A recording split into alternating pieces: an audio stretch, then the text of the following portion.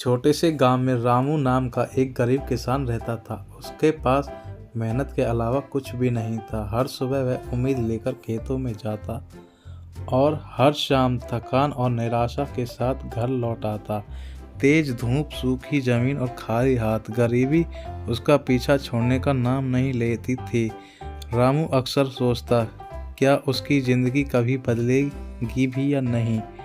एक दिन काम से लौटते समय रामू जंगल के रास्ते से जा रहा था। तभी उसकी मुलाकात एक साधु से हुई।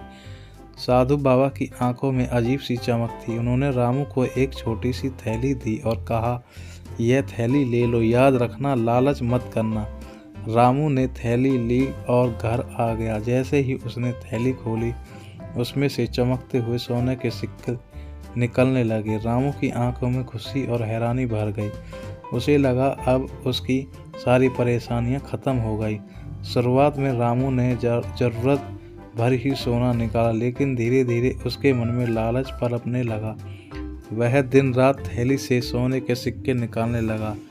घर सोने से भर गया, लेकिन उसका दिल कभी नहीं भरा। और फिर एक दिन अचानक थैली जोर से फट गई।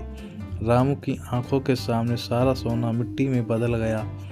वह डर के मारे कांपने लगा। तभी चारों ओर एक आवाज़ गूंजी, मैंने कहा था लालच मत करना। और उसी पल साधु बाबा हवा में गायब हो गए।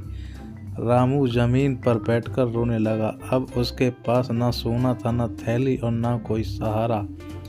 उसी दिन रामू ने एक बात समझ ली, लालच इंसान से सब कुछ छीन लेता है और सच्ची दौलत संतोष और मेहनत में ही होती है।